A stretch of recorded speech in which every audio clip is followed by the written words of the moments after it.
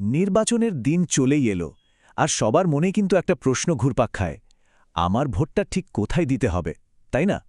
তো কোনো চিন্তা নেই, এই সহজ নির্দেশিকাটিতে আমরা দেখিয়ে দেব কিভাবে খুব সহজে কয়েকটা ধাপেই আপনার ভোটকেন্দ্রটা খুঁজে বের করতে পারবেন। আসলেই কিন্তু নির্বাচনের সময় যত এগিয়ে আসে এই প্রশ্নটা সবার মাথাতেই ঘুরতে থাকে, তাই না? যে আমার ভোট কেন্দ্র কোনটা, কোথায় যাব? এই ছোট্ট একটা চিন্তা মাঝে মাঝে বেশ ঝামেলার কারণ হয়ে দাঁড়ায়। তবে একটা দারুণ খবর আছে, এখন আর এসব নিয়ে দুশ্চিন্তা করার কোনোই কারণ নেই।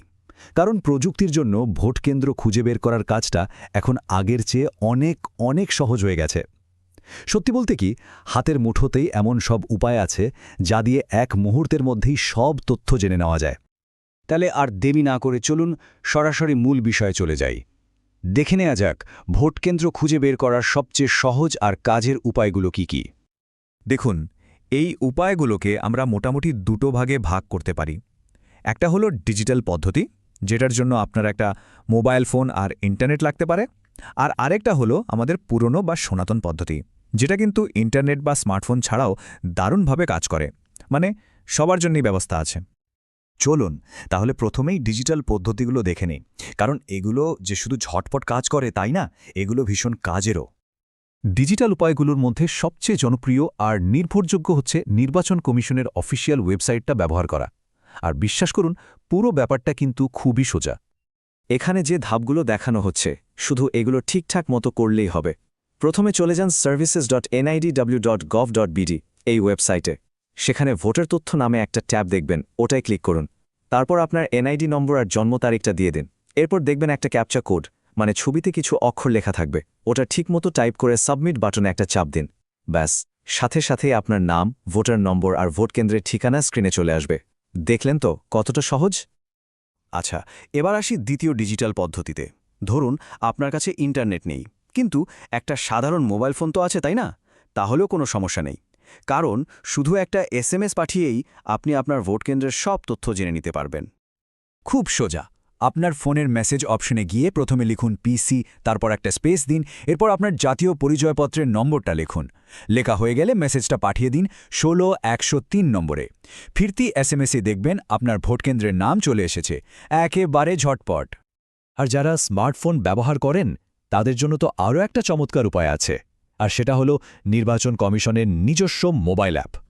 গুগল প্লে স্টোর থেকে স্মার্ট ইলেকশন ম্যানেজমেন্ট বিডি এই নামের অ্যাপটা ডাউনলোড করে নিন। এখানেও আপনার এনআইডি নম্বর আর জন্ম তারিখ দিয়ে লগ করলেই সব তথ্য পেয়ে যাবেন। আর সবচেয়ে বড় সুবিধাটা কি জানেন? এই অ্যাপে আপনি ম্যাপের ওপর আপনার ভোট কেন্দ্রের একদম সঠিক জায়গাটাও দেখে নিতে পারবেন। তো ডিজিটাল পদ্ধতিগুলো তো আমরা জেনে নিলাম, কিন্তু ভাবছেন যাদের কাছে ইন্টারনেট বা স্মার্টফোন নেই তারা কিভাবে জানবেন? তাদের জন্য কিন্তু একদম সহজ কিছু পুরনো বা প্রচলিত উপায় আছে। সাধারণত যেটা হয়, নির্বাচনের 1-2 দিন আগে দেখবেন আপনার বাসায় একটা ভোটার স্লিপ পৌঁছে দিয়ে গেছে। এই স্লিপেই কিন্তু আপনার ভোটার নম্বর আর কেন্দ্রের নাম পরিষ্কার করে লেখা থাকে। আর যদি কোনো কারণে স্লিপটা হাতে নাও পান, তাতেও চিন্তার কিছু নেই।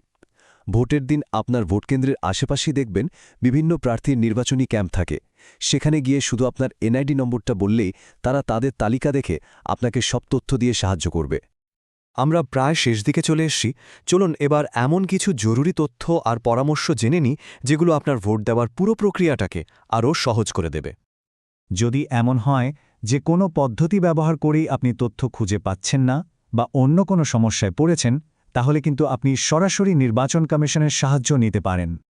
যে কোনো তথ্যের জন্য বা সমস্যায় পড়লে একদম দ্বিধা না করে সরাসরি কল করুন নির্বাচন কমিশনের হেল্পলাইন 105 নম্বরে।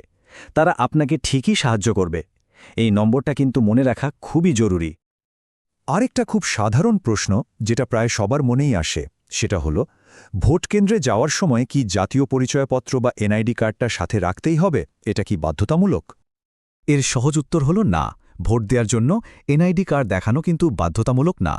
আপনার ভোটার নম্বর আর কেন্দ্রের নামটা জানা থাকলেই আপনি ভোট দিতে পারবেন। তবে হ্যাঁ, নিজের পরিচয়ের সুবিধার জন্য কার্ডটা সাথে রাখাই ভালো। তাহলে আর দেরি কেন, বলুন এই সহজ পদ্ধতিগুলোর যে কোনো একটা ব্যবহার করে এক্ষুনি আপনার ভোট কেন্দ্রের তথ্যটা জেনে নিন আর নিজের নাগরিক অধিকার প্রয়োগ করার জন্য একদম তৈরি হয়ে যান।